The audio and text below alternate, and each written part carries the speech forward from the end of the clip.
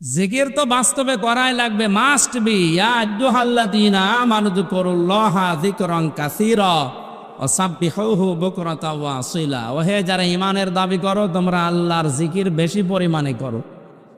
এখানে কাসীর না দিয়ে আল্লাহ কাসীর দিয়েছি। বেশি বেশি আল্লাহর জিকির করো, বিশেষ করে সকাল আর সন্ধ্যায়। সকাল আর সন্ধ্যায় দিলেন কেন? যেহেতু আজকের সভাপতি আলিম, অনেক আলেম বসে আছে, আমি তাফসির যত পড়েছি, মুফাসসিরিন ইকরাম সব এই সকাল আর সন্ধ্যা বলতে সকাল থেকে সন্ধ্যা, সন্ধ্যা থেকে সকাল, সারা রাত সারা দিন আল্লাহর হুকুম রাসূলের তরিকায় মেনে চলার নাম হচ্ছে জিকির। তাছাড়া একবার সকালে বসে সুবহানাল্লাহ সুবহানাল্লাহ 100 বার পড়ে নিলাম, বিকালে আবার 100 বার লা ইলাহা ইল্লাল্লাহ পড়ে নিলাম, সারা দিন চলছে আকাম, এর নাম জিকির না। এই জন্যে আল্লাহ পাক নামাজের আগে কিন্তু কাসীরা দেননি, কিন্তু জিকিরের আগে পরে কাসীরা আছে কোরআনে। ফাইদা কুদিয়াতিস সালাতু ফান্তাশিরু ফিল আরদি ওয়াবতাগু মিন ফাদলিল্লাহ ওয়াযকুরুল্লাহা কাসীরান লাআল্লাকুম তুফলিহুন। যখন নামাজ শেষ হয়ে যাবে, মসজিদে আর ধর্ণা দিয়ে বসে থাকার দরকার নেই। এটা আমি বানালাম, এ ঘোষণা কার? আল্লাহ। নামাজ শেষ, মসজিদের কাজ এবার শেষ, ছড়িয়ে যাও, ছিটিয়ে পড়ো, বেরিয়ে যাও। ফান্তাশিরু ফিল আরদি, জমিনে ছড়িয়ে পড়ো। কি করবা জমিনে? ওয়াবতাগু মিন ফাদলিল্লাহ, আল্লাহর ফজল, আল্লাহর অনুগ্রহ, রিজিক তালাশ করো। এই জন্যে মানুষ মসজিদে গেলে পায় রহমত, আর জমিনে আসলে পায় রিজিক, ফজল। মসজিদে প্রবেশ করার সময় আল্লাহ পাক নবীর মাধ্যমে শিখিয়ে দিয়েছেন, আল্লাহুম্মা আফতাহ লি আবওয়াবা রহমাতিক, হে আল্লাহ আমার জন্য তোমার রহমতের যত দরজা আছে, আবওয়াব বাবের বহুবচন, যত দরজা আছে তোমার রহমতের সব তুমি আমার জন্য খুলে দাও। আমি তোমার রহমতের জায়গা মসজিদে এসেছি।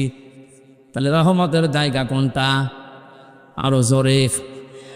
এখান থেকে শেষ করে যখন বের হবেন, তখন বলা লাগে, বাম পা আগে দিয়ে যখন আপনি বলবেন, আল্লাহুম্মা ইন্নী আসআলুকা মিন ফাদলিকা, হে আল্লাহ অবশ্যই আমি তোমার কাছে কামনা করি যাই ফজল, মানে রিজিক। ফজল মানে কি? তাহলে এটা পাওয়ার জন্য যেখানে আল্লাহ যেতে বললেন তার নাম জমিন, তার নাম কি? ক্ষেত খামারে, অফিস আদালতে, কলকারখানায়, যেখানে যার কর্মজীবন আছে ছড়িয়ে পড়বেন। নামাজের সময় নামাজ, কাজের সময় আসতে বলবেন। নামাজের সময়, আর নামাজের সময় যদি হয়ে যায়, ওই সময় দুনিয়ার যত গুরুত্বপূর্ণ কাজ থাক সব মাইনাস করা লাগবে। এমনকি মেয়েদের সন্তান যখন দুনিয়ায় আসে, প্রথমে পানি দেখা যায়, এরপরে রক্ত দেখা যায়, এরপরে সন্তানের মাথা আসে। নবীজি বলেন, এমন কঠিন মুহূর্তেও যদি নামাজের সময় হয়ে যায়, ওই মহিলার মাথাকে, সন্তানের মাথাটাকে তোলার ভেতরে বিছিয়ে দিয়ে বলো নামাজ পড়তে। কত কঠিন বিধান এটা, অথচ চা খেতে খেতে নামাজ পড়ে না। আবার বলে নামাজ পড়ি না, তাতে কি আমার ইমান শক্ত আছে? কত ইমানই নেই। নামাজের মতো গুরুত্বপূর্ণ বিধানকে যারা অবজ্ঞা করে, হেলায় খেলায় নষ্ট করে, দাম দিতে চায় না, ওর ইমান ভেঙে গেছে। আমার ভাইরা কান খাড়া করে শোনেন, নামাজের সময় আপনাকে নামাজ পড়াই লাগবে, নয়তো আপনি আল্লাহর আন্ডারে আর থাকবেন, আল্লাহ আপনার দায়িত্ব ছেড়ে দেবে। এজন্য ফরজ নামাজ যারা পড়ে না, আল্লাহ বলেন আমি তাদের দায়িত্ব ছেড়ে দেই। বলেন নাউজুবিল্লাহ। আজকে থেকে অন্তত আর যাই করি জীবনে ফরজ নামাজ আজরাইল আসার আগে আমি ছাড়ব না। যেখানে থাকি, যে অবস্থায় থাকি, ফরজ নামাজ আমারে পড়তেই হবে। সুন্নাত নফল মুস্তাহাবে নামাজগুলো যদি আপনি পড়তে সময় না পান পরে পড়ে নেবেন, কিন্তু ফরজ ছাড়া যাবে না। কথা বলে না কেন? আর যদি পোশাক থাকে পোশাক পরে পড়েন, যদি পোশাক না থাকে তত ঢাকার মতো অসুবিধা নেই, ওই অবস্থায় নামাজ পড়েন। পশ্চিম যদি রাখেন যেদিকে কাবা, যদি মনে হয় যেদিকে ওদিকেই পড়েন, যদি খেয়াল না হয় যে কোন দিকে যেদিকে মুখ আছে ওইদিকে পড়েন, কিন্তু নামাজ পড়া লাগবে। নামাজ শেষ হয়ে গেছে, এখন আর আপনাকে মসজিদে বসে বসে থাকার দরকার নেই, যান ছড়িয়ে ছিটিয়ে যাবেন। কত মানুষ আছে দেশে দেখি নামাজের পরে মসজিদে ফ্যান জোরে টাঙিয়ে দিয়ে উনি ঘুমাচ্ছে। ফ্যানের বিল কি তোমার বাবা দেবে নাকি? কোন কারণে বিনা কারণে আপনি ফ্যান মসজিদে টাঙিয়ে দিয়ে ঘুমিয়ে আছেন? নামাজের পরেও মসজিদে থাকলে ক্ষতি আছে, আছে না নেই? কি জানেন না? আমি জানি। ও বলছে কোন, মানে কথা বলতে বলছে। ও এখানে এটা করিমগঞ্জ না? আমার কুষ্টিয়া ভার্সিটির এক স্যারের বাড়ি এখানে, ডক্টর এরশাদুল্লাহ স্যার। এখানে না, কিশোরগঞ্জ পাকন দিয়া বাড়ি না? করিমগঞ্জ না কোথায় শুনতাম আগে। মুজাহিদুল ইসলাম কোন বিভাগের স্যার উনি? দাওয়া স্যার আমি চিনি না। আমি আল কোরআনে ছিলাম, এরশাদুল্লাহ স্যার আমাদের শ্রদ্ধাভাজন উস্তাদ। কিশোরগঞ্জে বাড়েন কোন থানা ওটা মনে নেই। যাই হোক, স্যারকে আল্লাহ রাব্বুল আলামিন হায়াতে তাজ্জেবা সিহাতে কুল্লিয়া যেন দান করে। আমার খুব প্রিয় স্যার ছিল, অনেকদিন দেখি না, সেই 16 সালের পর থেকে আর দেখা নেই, আর যাওয়া হয় না ব্যস্ততার কারণে। স্যার উনি ওনার ক্যাম্পাস নিয়ে আছে। আমরা কথা বলছিলাম, নামাজের পরে যদি বিনা কারণে কেউ মসজিদে থাকে, যার কোনো কাজ নেই, তার দ্বারা ক্ষতি কি? এক এলাকায় বিদ্যুৎ নেই, এলাকার মানুষেরা খুব কষ্ট করে টাকা পয়সা দিয়ে জেনারেটর কিনেছে মসজিদের জন্যে, আর কয়েকটা ফ্যান টাঙিয়ে দিয়েছে। কয়েকজন চিন্তা করছে আমাদের বাড়িতে তো ফ্যান নেই, বিদ্যুৎ নেই, আর রাতের বেলায় গরমে ঘুম হয় না। মুয়াজ্জিনকে বলছে, ভাই আপনাকে আমরা রাত্রে কিছু টাকা দেব, এশার নামাজ পড়ে যখন চলে যাবেন চাবিটা দিয়ে যাবেন। আমরা রাতে মসজিদে ঘুমাবো, ফজরের নামাজের সময় যখন আজান দিতে আসবেন চাবি দিয়ে আমরা আবার চলে যাব, আমরা নামাজ পড়বো না। মুয়াজ্জিন বলছে, এমনি এমনি চাবি দেওয়া যাবে না, টাকা লাগবে। ঠিক আছে, প্রতি মাসে আমরা এই 4 জন আপনাকে 1000 টাকা দেব মনে করেন। মুয়াজ্জিন গরিব মানুষ, রাজি হয়ে গেছে। ওরা 4 জন মিলে ফ্যান দিয়েছে 12টা। মানুষ কয়টা? যাদের ফ্যানের নিচে থাকার অভ্যাস নেই, ওরা যদি একবার ফ্যান পায়, আরো তো হাই স্পিডে ঘুরছে, জনমের ঢোম দিয়েছে। কোথায় কার কাপড় আল্লাহ জানে, আর ওরা জানে। মুয়াজ্জিন ফজরের নামাজ পড়তে এসেছে, আজান দেবে, লাইন যে জ্বালিয়েছে তাকে নাউজুবিল্লাহ,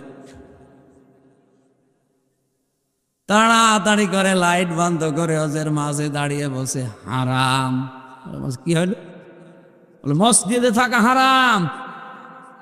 ইমাম মুয়াজ্জিন সাহেব, আপনি তো ফতোয়া দিয়ে দিলেন মসজিদে থাকা হারাম, কোন দলিল আছে বলেন? দলিল লাগবে না, আমি নিজে দেখেছি। কিসের দলিল? আমি নিজে দেখলাম, বিনা দলিলে মসজিদে থাকা যাবে? বের হ।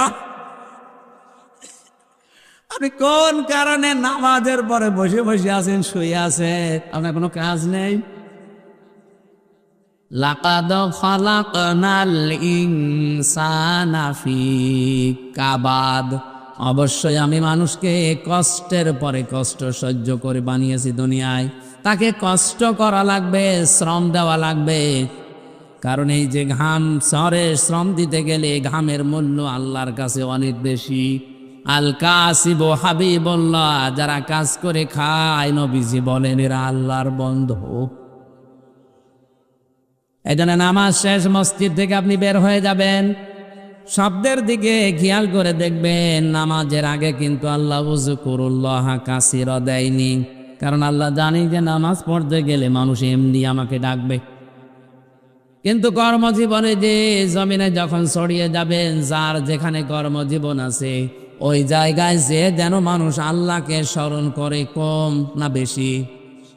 অস্কুরুল্লাহ কাসীরা, রিজিক তালাশ করতে গিয়ে এখন আর জিকির কম করলে হবে না, এখানে জিকির বেশি করা লাগবে।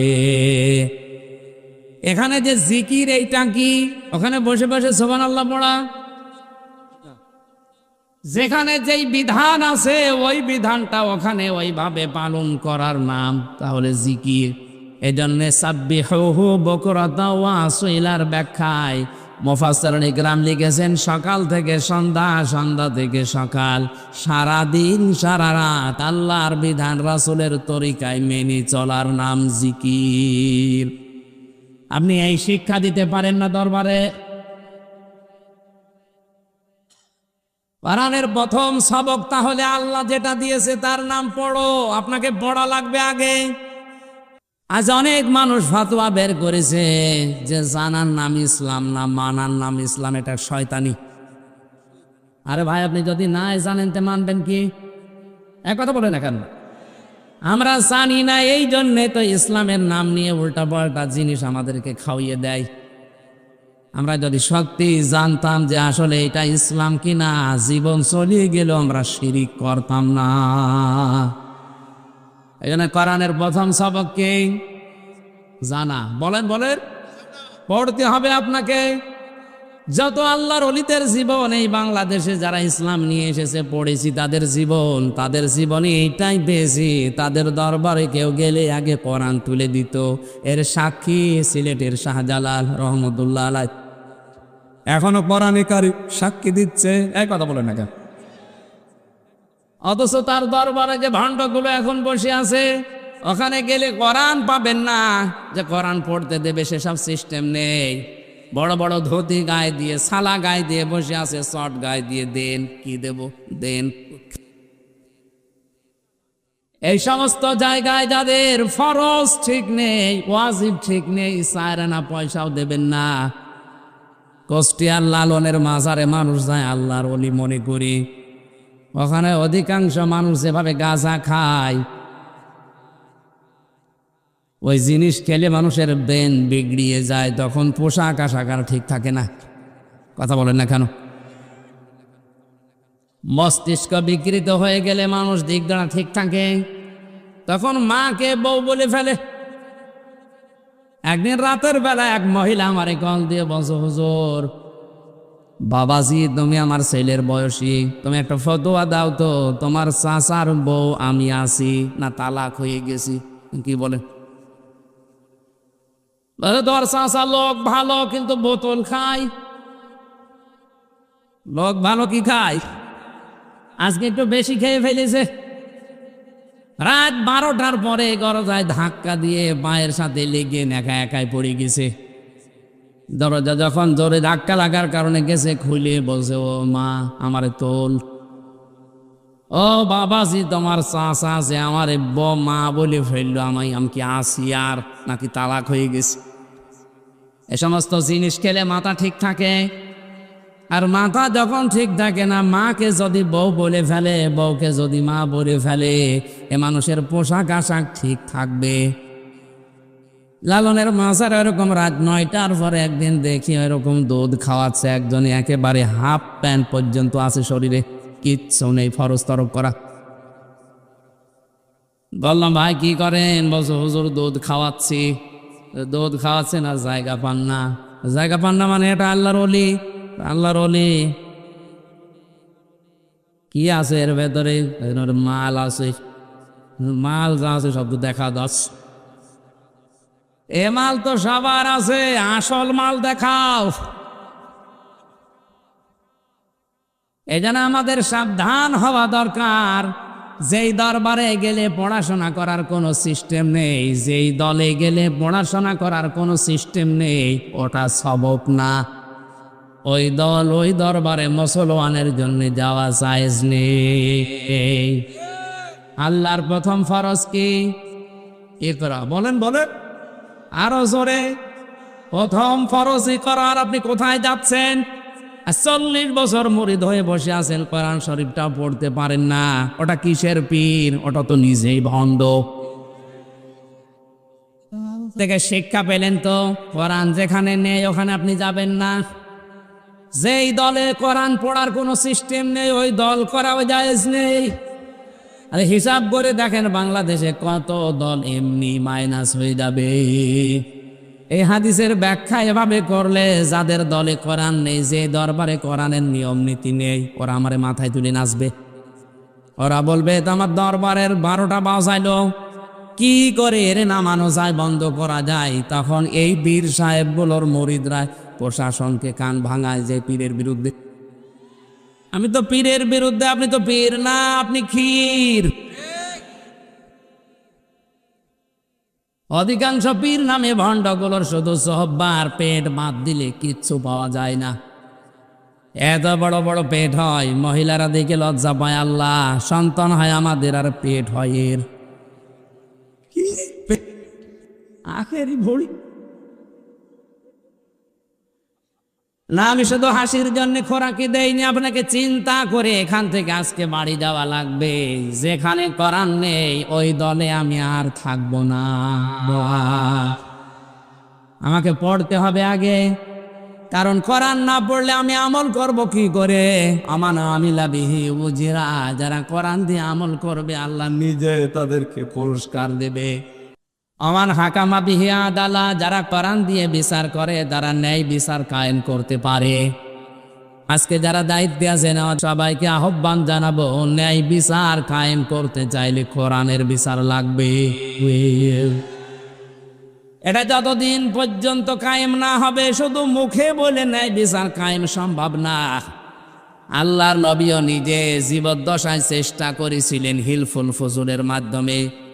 23 বছর পর্যন্ত চেষ্টা করলেন, 17 থেকে 40, 23টা বছরে ফল হয়েছে 0, কিচ্ছু করতে পারেন নাই। কোরআনে কারিম দিয়ে যখন তিনি প্রতিষ্ঠা করেছেন বিচার ব্যবস্থা, 40 থেকে 63, 23 বছরে সোনালী যুগ উপহার দিয়েছেন। এমন ন্যায় বিচার কায়েম করেছিলেন, নিজের মেয়ে ফাতেমার বিরুদ্ধেও বলেছিলেন যদি ফাতেমাও চুরি করে আমি তার হাত কেটে দেব। আজকে যদি এই নিয়মটা আমরা বাংলাদেশে কায়েম করতে পারতাম, কোরআনের ব্যবস্থাটা, আমার তো মনে হচ্ছে এই দেশে কত নেতা, কত খেতার বউ, স্ত্রী, ছেলে, এমনকি নেতার হাত পর্যন্ত কাটা পড়ে যেত। যারা চুরি করে টাকা পাচার করেছে ওদের হাত থাকার কথা, যারা বেগম পাড়া বানিয়েছে ওদের হাত থাকার কথা। তাহলে এই দেশে হাত থাকার কথা না কতজনের আপনি বলেন? এরা জীবনেও চাইবে যে কোরআনে কারিমে ওয়াসারিকু ওয়াসারিকাতু আয়াত সংসদে যাক। এরা তখন এই আয়াতকে বর্বর আয়াত বলে আইনটা বর্বর আইন। তুমি আল্লাহর চাইতে বড় দয়ালু হয়ে গেছো। আল্লাহ ভালো করে জানে তো চরিত্র সংশোধন করার জন্য হাত কাটা ছাড়া কোনো বিধান নেই। আল্লাহর আইনকে যারা বর্বর আইন বলেছে এবং যারা সাপোর্ট দিয়েছে, যারা মনে করেছে প্রত্যেকটাই বেঈমান হয়ে গেছে, তাদের তাওবা করে আবার মুসলমান হওয়া লাগবে।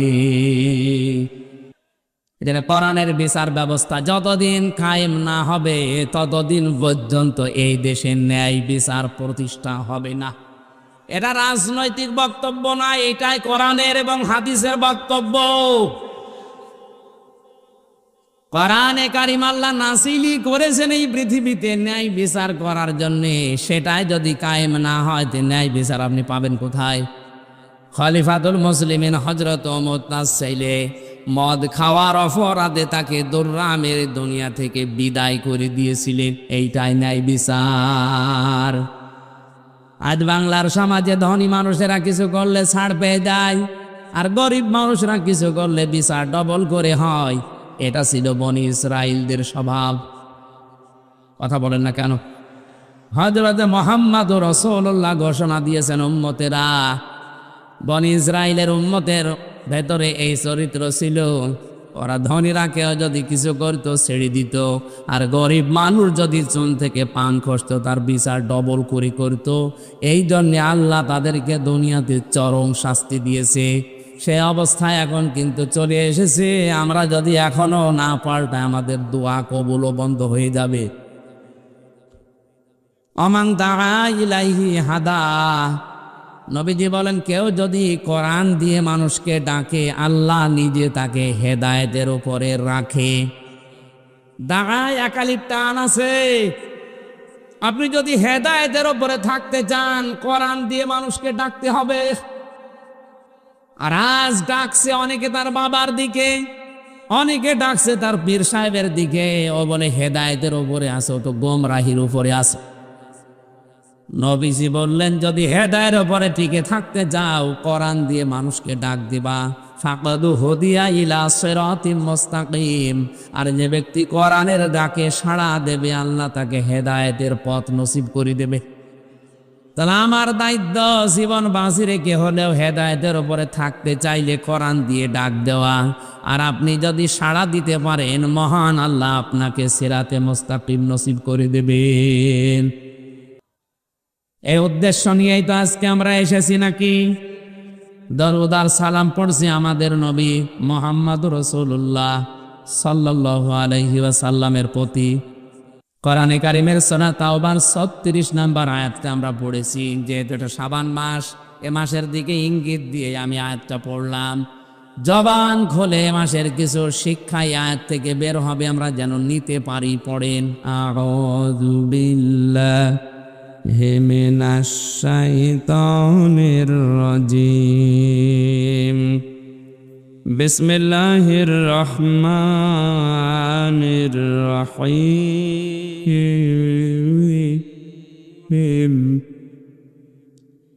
ইন্না ইদ্দাতাশ শুহুরি ইনদাল্লাহি ফিনা আশারা শাহরান ফি কিতাবিল্লাহ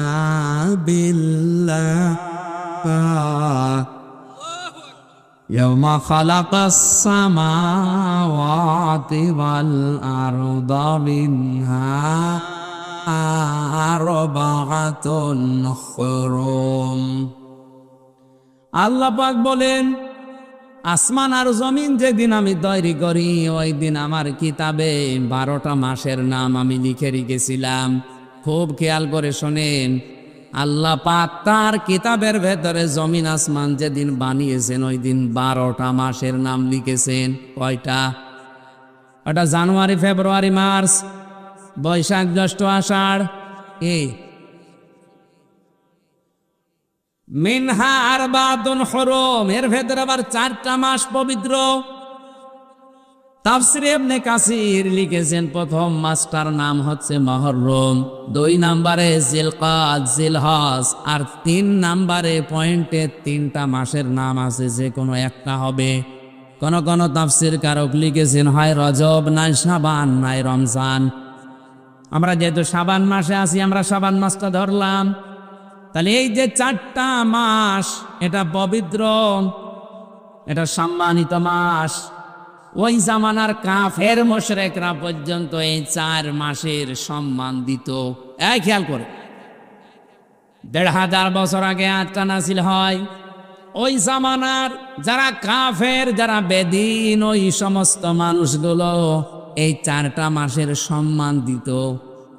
হয়তো মাসের পরে মাস মারামারি, গন্ডগোল, যুদ্ধ বিগ্রহ চলছে, এই 4 মাস হাজির হলেই বলতো ভাই ঠিক আছে এখন আর মারামারি হবে না, মামলা হামলা দাঙ্গা হাঙ্গামা হবে না, এ মাস চলে যাক তারপরে তোরে দেখব। যেহেতু শাবান মাস সম্মানিত মাস, এ মাসকে সম্মান দেওয়া দরকার। কয়েকদিন আগে শবে বরাত নামে, নিসফে শাবান নামে যে রাতটা গেল, এ নিয়ে ফতোয়াবাজির তো এই দেশে কম হয়নি। হাজারো মানুষ শুধু হালুয়া রুটি নিয়ে ব্যস্ত ছিল। আরে ভাই মাস এসেছে শুধু রুটি খাওয়ার জন্য না। হযরতে আয়েশা সিদ্দিকা বলেন রমজানের পরে সবচাইতে বেশি গুরুত্ব দিত নবী শাবান মাসকে। প্রায় মনে হতো সারা মাস উনি রোজা রাখবে। তাহলে নবীর সুন্নাত অনুযায়ী কেউ যদি শাবান মাস পালন করতে যায় তার উচিত এ মাসে বেশি বেশি রোজা রাখা। এদিকে খবর নেই, ও হালুয়া রুটি খাওয়ার জন্য ব্যস্ত হয়ে বসে আছে। এই খেয়াল করেন, শাবান মাসে মহান আল্লাহর নবী এই পৃথিবীতে সবচাইতে বেশি রোজা কেন রাখলেন? হযরত আয়েশা জিজ্ঞাসা করেছিলেন, নবী আপনি এ মাস আসলেই বেশি বেশি রোজা রাখেন কেন? বিশ্ব নবী তাকে শুনিয়েছিলেন, ফামান শাহিদা মিনকুমুশ শাহরা ফালইয়াসুম। হে আয়েশা, এরপরে যে মাসটা তার নাম রমজান, মহান আল্লাহ জানিয়েছে ওই মাস যদি কেউ পায় সে যেন অবশ্যই রোজা রাখে। আমি শাবান মাসে রোজা রাখার দ্বারা ট্রেনিং নিলাম, আগামী মাসে রমজানে যেন আমার রোজা একটাও ছুটে না যায়। বলেন সুবহানাল্লাহ। আমাদের উচিত হবে এ মাসে বেশি বেশি রোজা রাখার মাধ্যমে একটা ট্রেনিং তৈরি করা, সামনের মাসে যেন আমাদের রোজা নষ্ট না হয়, ছুটে না যায়, ছেড়ে না যায়। তাহলে কাফেররা এই মাসকে সম্মান দিয়েছে, তাদের মারামারি, ঝগড়া ফাসাদ, যুদ্ধ বিগ্রহ, হামলা মামলা, কেস কাম এগুলো সব বন্ধ করে দিত। অথচ এই মুসলমানের দেশে শাবান মাস আসার পরেও অনেকের মামলা এখনো চলছে। মামলা দেওয়া বন্ধ হয়ে গেছে। বলেন বলেন, আপনি কিসের শবে বরাত পালন করেন? আমার তো বুঝে আসে না। সম্মান যদি দিতেই হয় যে এই মাসকে সম্মান জানান, যে মাসে মারামারি, ঝগড়া ফাসাদ, যার সাথে কথা বন্ধ ছিল আমি ওটা মিটিয়ে ফেলবো, যার সাথে মামলা চলছিল এ মাসে শেষ, বলবো না এখন থাক, এই মাসটা চলে গেলে আবার পরে দেখবো। এটাও যদি আমরা করতে পারতাম তো একটা মাস শান্তিতে থাকতে পারতাম। অথচ এই মাসে আজ আলেমদের কাদা ছোড়াছড়ি আরো বেশি হচ্ছে।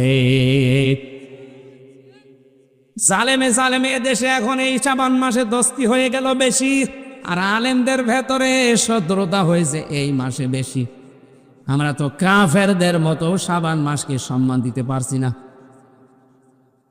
ওরা মারামারি, গন্ডগোল, মনোমালিন্য, কেস কাম বাদ দিয়ে দিতে মাসের সম্মানে, আর আমরা এই মাস আসলে আরো বেশি করছি।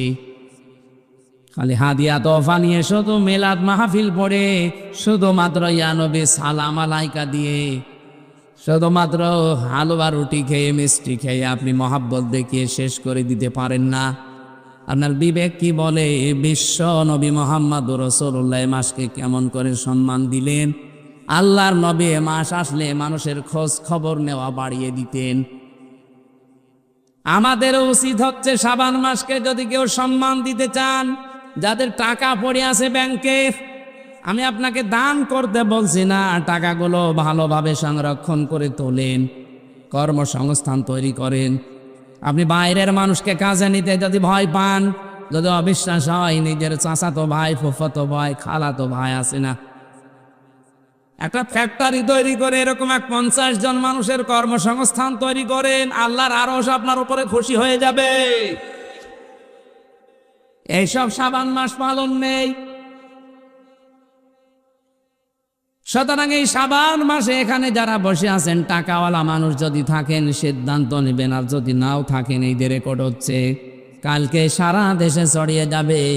সবাইকে উদ্দেশ্য করে বলছি, শাবান যদি পালন করতে হয়, ব্যাংকের টাকা ছাতা পড়ে যাচ্ছে, কত টাকা আছে আপনি নিজেও জানেন না। এই শাবান মাসকে পালন করতে গিয়ে 10টা মানুষের কর্মজীবন তৈরি করে দেওয়া যায় না? তাহলে কিশোর গ্যাং তৈরি হতো না? রাস্তায় ছিনতাই, চাঁদাবাজি এগুলো বন্ধ হয়ে যেত? কথা বলেন না কেন? মানুষের কাজ যখন থাকে না, হতাশ হয়ে যায় জীবনের ওপরে, তখনই ও রাস্তায় নামে অবৈধভাবে। এটা শুধু একা দায়ী না, আপনিও দায়ী। আপনি কি শাবান মাস পালন করে গেলেন? প্রতি বছরে বছরে মাসটা আসে চলেও যায়, কিছুই করতে পারেন না। আজকের এই মাসেই সিদ্ধান্ত নেন আর মাত্র 6 দিন আছে। এই 6 দিনে যেন এমন কিছু করতে পারি, 5টা রিক্সা কিনে 5 জনকে চালাতে দিন। মাসে মাসে আপনি আমার এই টাকা দিয়ে দেবেন, দেখবেন আপনার টাকা দেওয়ার পরে ওর সংসার চালাতে সাহায্য হয়ে যাবে।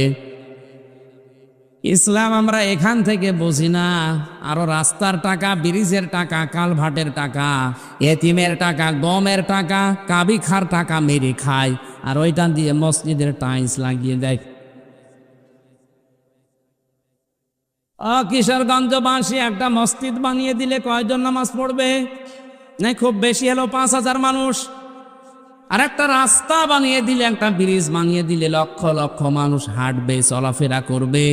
1000 মসজিদ বানানোর চাইতে একটা রাস্তা বানানো আল্লাহর কাছে অনেক দামি। ইসলাম আজ আমরা এভাবে যদি নিতে পারতাম, সত্যি এ বাংলাদেশটা সোনার বাংলায় হয়ে যেত। কোথা থেকে যে ইসলাম নিয়েছে আল্লাহ ভালো জানে।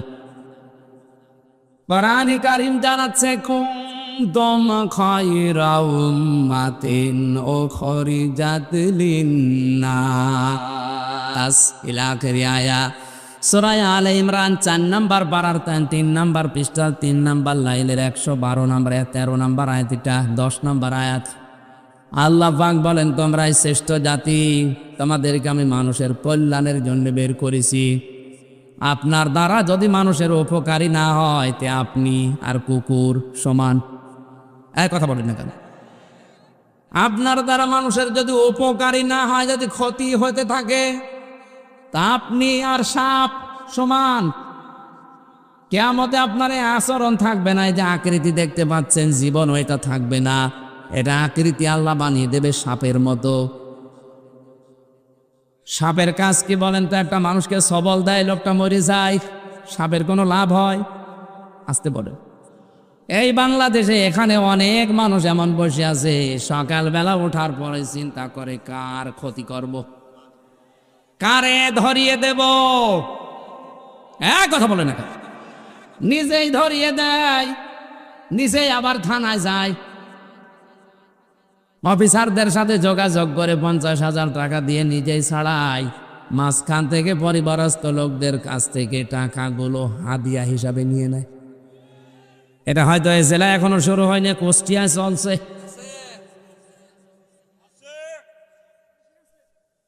আল্লাহর কসম, যারা মানুষের এভাবে ক্ষতি করেছেন, আমারও তো ক্ষতি হয়ে গেল। 3টা বছর তো গেলই।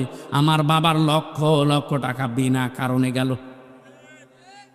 এই যে ক্ষতিগুলো যারা করছেন, আপনি নামাজ পড়তে পারেন, রোজা রাখতে পারেন, বোরকা পড়তে পারেন, ব্যবসা করতে পারেন, এই যে আলেম, জিজ্ঞাসা করেন আপনার আকৃতি এটা থাকবে না, সাপের মতো হবে। এটা সূরা রহমানের ভেতরে আছে, তার তাফসীর পড়েন। 10 প্রকারের আকৃতির কথা আমি পড়েছি। ইয়ারাফুল মুজরিমুনা বিসীমাহুম ফায়ুখাযু বিন নাওয়াসি ওয়াল আকদাম ফাবিআইয়ি আলাই রাব্বিকুমা তুকাযযিবান। কিয়ামতের দিন পাপিষ্ঠ মানুষ যারা, তাদের মাথা চুল ধরে আর পা ধরে আল্লাহ তুলবে। আল্লাহর বিচার ব্যবস্থা আর মানুষের বিচার ব্যবস্থা এক না। মানুষ সাক্ষী ছাড়া বিচার করতে পারে না। আর আল্লাহ পাক বলেন, আমি আল্লাহ সাক্ষী লাগবে না, ওর শরীরের ভেতরে সাক্ষী ফুটে উঠবে।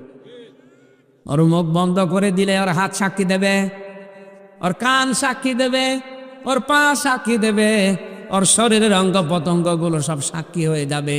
দূরের মানুষ লাগবে না, ও নিজেই নিজের বিরুদ্ধে ছাড়া আমরা রায় দিতে পারি না। কথা বলে না কেন? আর আল্লাহর বিচারে আল্লাহ সাক্ষী লাগবে না, আপনি নিজেই নিজের বিরুদ্ধে দাঁড়িয়ে যাবেন। কারণ মুখ যখন সেলাই করা হয়ে যাবে, আপনি মুখে তো বলতে পারবেন না। হাত বলবে, হ্যাঁ আমারে নিয়ে ঘোষের টাকায় সই করেছিল। আমারে চোখ বলবে, আমারে দিয়ে দেখে দেখে এই কাজ করেছিল। পা বলবে, আমারে দিয়ে হেঁটে গিয়েছিল। যে বেকার ভালো মানুষটাকে ধরিয়ে তার কাছ থেকে 1 লাখ টাকা খেয়েছিল। বলেন সুবহানাল্লাহ, নাউযুবিল্লাহ। এইটাই চলছে। সম্মানিতা মা বোন যারা এসেছেন, এ মাসের সম্মান শুধু রোজা রেখে রেখেই শেষ করে না। শুধু রোজা রাখায় হবে না, আপনার আচরণটা পরিবর্তন করা লাগবে। এ পৃথিবীতে মেয়েদের সবচাইতে বড় উত্তম আচরণ হচ্ছে তাদের পেট ঠিক করা। কোরআনে কারিমে আল্লাহ নবীর স্ত্রীদেরকে লক্ষ্য করে জানিয়েছেন, অকরনা ফি বুয়ুতিকুন্না ওয়ালা তাবাররাজনা তাবাররুজাল জাহিলিয়াতিল উলা। সূরা হাসাবের 33 নম্বর আয়াতের প্রথম অংশে আছে, আল্লাহ বলেন, মেয়েরা ঘরের পরিবেশে থাকবা, জাহিলি যুগের মেয়েদের মতো রূপ সৌন্দর্য প্রদর্শন করে বের হবা না। ও ভাই, বাংলার মুসলমানেরা এখনো আপনি টের পাচ্ছেন না? এই স্রোতে গা ভাসিয়ে দিয়েছেন। কয়েকদিন আগে নায়িকা মৌসুমী একটা স্ট্যাটাস দিয়েছিল একটা সাক্ষাৎকারে, যে আমি যদি মারা যায় আমার লাশকে যেন কাউকে দেখতে দেবেন না, আর আমার যে সমস্ত উলঙ্গপনা ড্যান্স আছে, ছবি আছে, এগুলো যেন ডিলিট করে দেবেন। হয়তো কিছুটা হলো আস পেয়েছে, কারণ আপনি যা দুনিয়ায় করে রাখবেন, আপনি যা লিখে রাখবেন, আপনি দুনিয়াতে যা লিখে লিখে রেখেছেন, যে সিনেমা তৈরি করেছেন, যে উলঙ্গপনা ড্যান্স দিয়েছেন, এগুলো হয়তো আপনি এখন মারা গেলে ওগুলো শেষ হয়ে যাবে না। ওগুলো যতদিন টিকে থাকবে, যত মানুষ এগুলো দিয়ে চরিত্র খারাপ করবে, আপনার আমল নামায় ওগুলো একটা একটা করে ফ্ল্যাক্সি লোড হয়ে গোনা যেতেই থাকবে।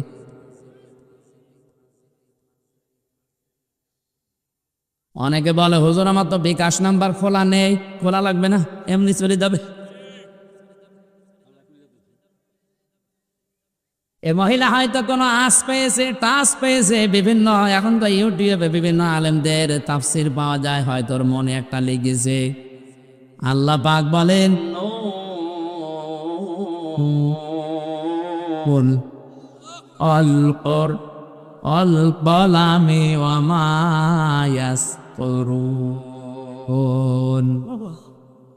আল্লাহ কসম দিচ্ছেন কলমের।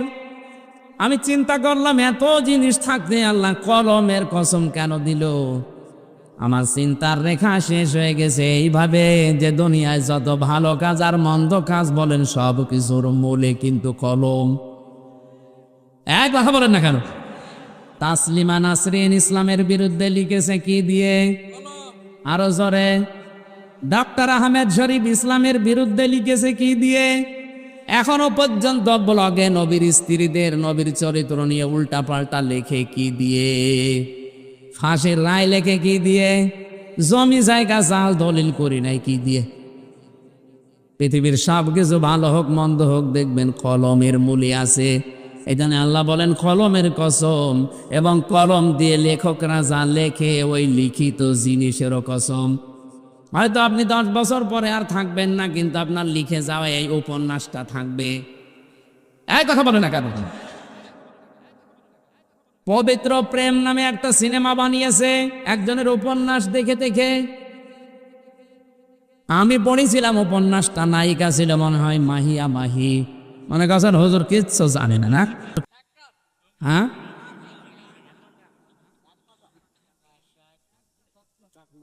এখন এই সিনেমায় একজন হিন্দুর সাথে মহিলা, এই মুসলমান মেয়ে পর্দা করে কলেজে যায়, স্কুলে যায়, কি করে লাভ ম্যারেজ করবে এই কাহিনীগুলো তুলে ধরেছে। এটার দ্বারা দুনিয়ার মানুষকে বোঝাতে চায় যে বোরকা পরা পর্দা করা মেয়েরাও তলে তলে এই কাজ করে। তাম দুনিয়ায় এই বইটা যদি বিভিন্ন ভাষায় রিলিজ হয়, তারা দেখে দেখে বলবে ইসলাম গ্রহণ করব, অথচ ওদের ইসলামের পর্দাশীলা মেয়েরাই যদি এই করে, ওই রকম ইসলাম দরকার নেই।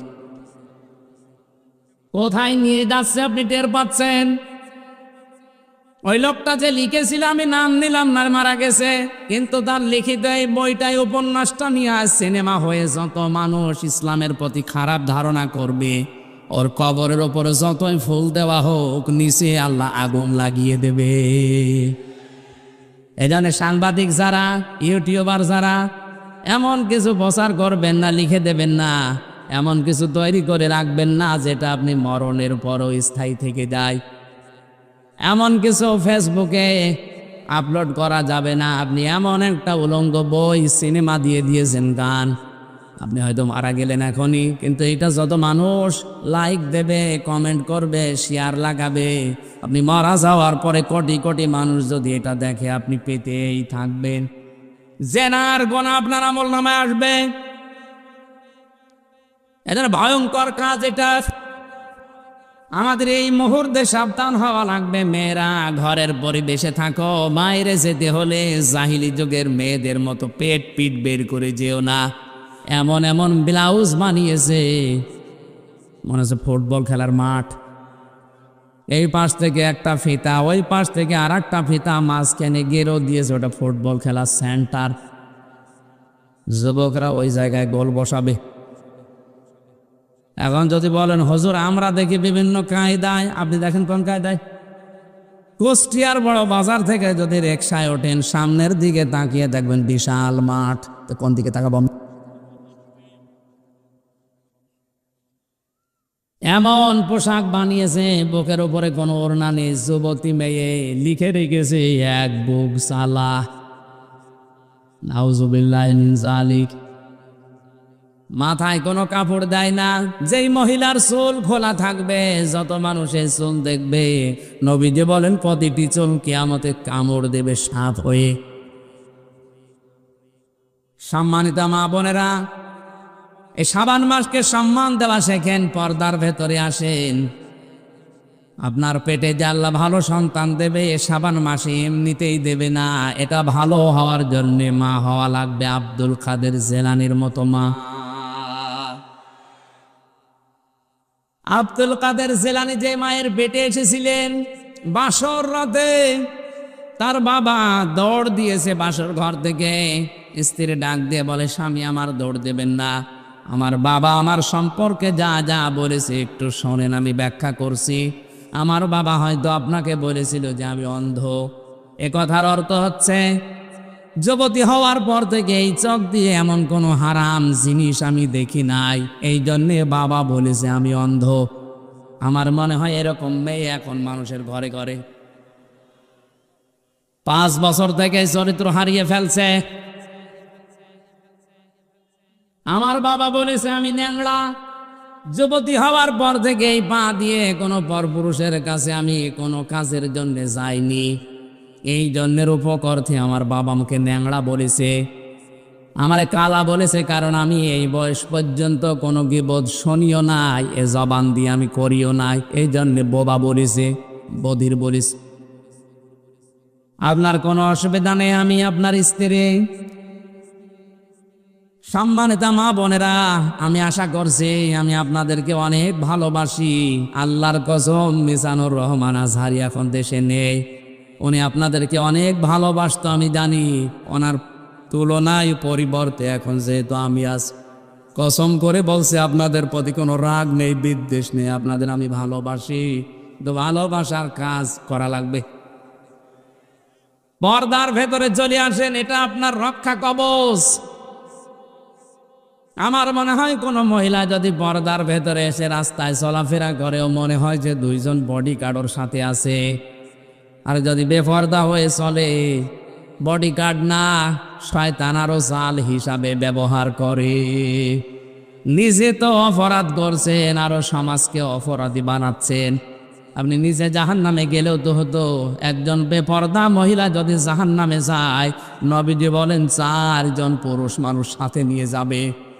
তার বাবাকে নেবে, তার বড় ভাইকে নেবে, তার স্বামীকে নেবে, তার বড় ছেলেকে নেবে। আমি হয়তো আপনার বাবা, আপনার ছেলে, আপনার বড় ভাই, নয়তো আপনার স্বামী। এজন্য আপনাকে বাঁচানো লাগবে, এটা আমার দায়িত্ব। এই শাবান মাসে পর্দায় চলে আসেন, আপনার সম্মান আল্লাহ বাড়িয়ে দেবে। কারণ আপনি আল্লাহর আইনকে যদি শ্রদ্ধা করেন, সম্মান করেন, আপনার সম্মান আল্লাহ বাড়াবে। কথা বলেন না কেন? যালিকাদ দীনুল কাইয়্যিম, আল্লাহ বলেন এইটাই স্থায়ী দিন, এইটাই সুদৃঢ় দিন। এই আয়াত দ্বারা প্রমাণ হয় বাংলাদেশে আজ যারা অনেকে ভোট পাওয়ার জন্য এই কথা বলে যে সকল ধর্ম সমান, এই আয়াত অনুযায়ী ওদের ঈমান চলে গেছে। সকল ধর্ম সমান কে বলেছে আপনাকে? ধর্ম তো একটাই, আল্লাহর কাছে ইন্নাদ দীনা ইনদাল্লাহিল ইসলাম। দিনের আগে আলিফ লাম আছে, এটা নির্দিষ্ট করার জন্য। একটাই মাত্র ধর্ম দুনিয়াতে আল্লাহ পছন্দ করে, তার নাম ইসলাম। আর বাকি যা আছে সব আল্লাহর কাছে ডিলেট। কথা বলে না কেন?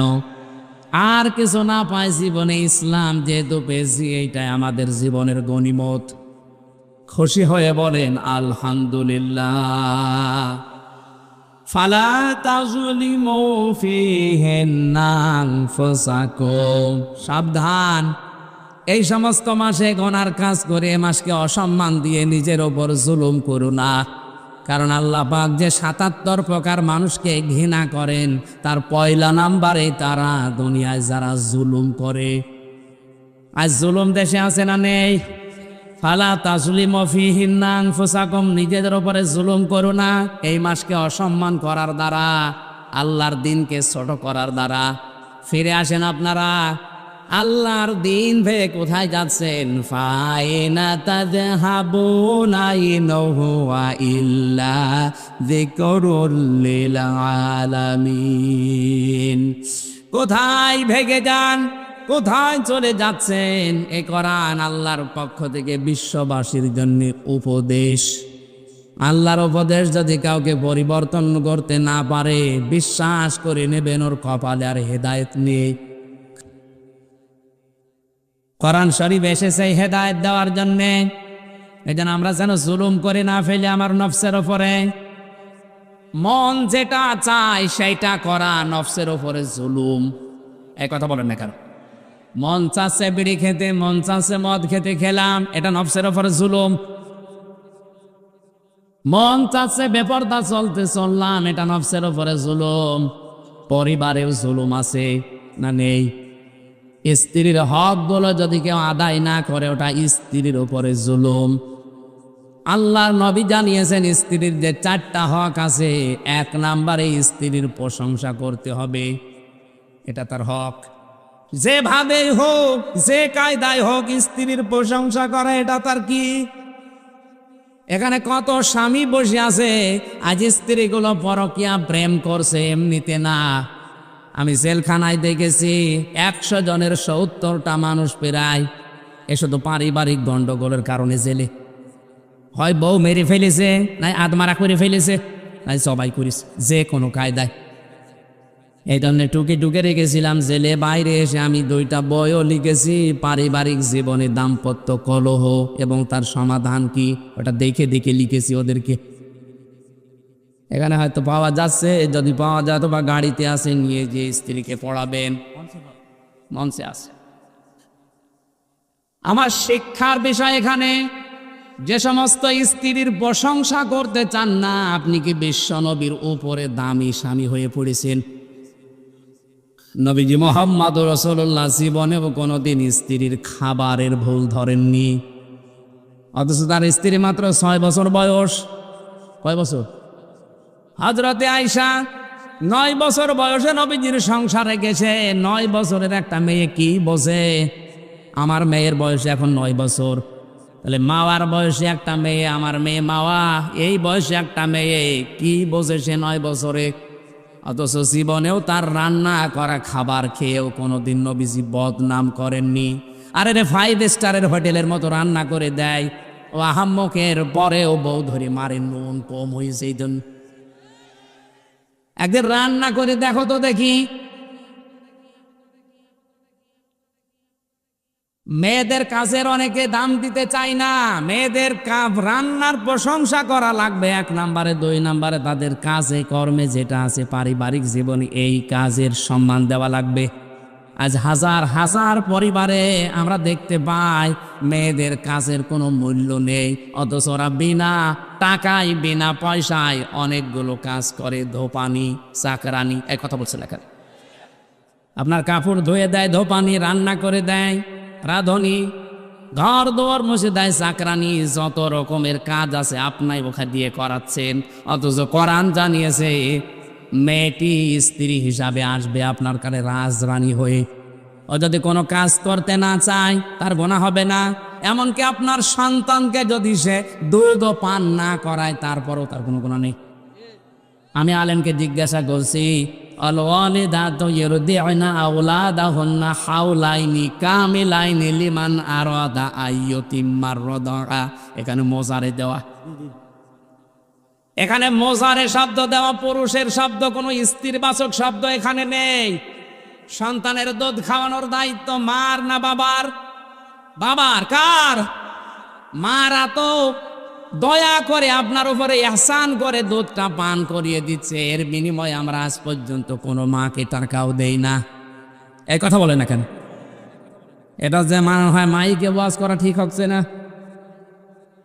মাইক বাদ দিয়ে করার দরকার ছিল, কারণ এই আওয়াজ যদি ওদের কানে যায় না জানে আবার বেঁকিয়ে বসে কিনা।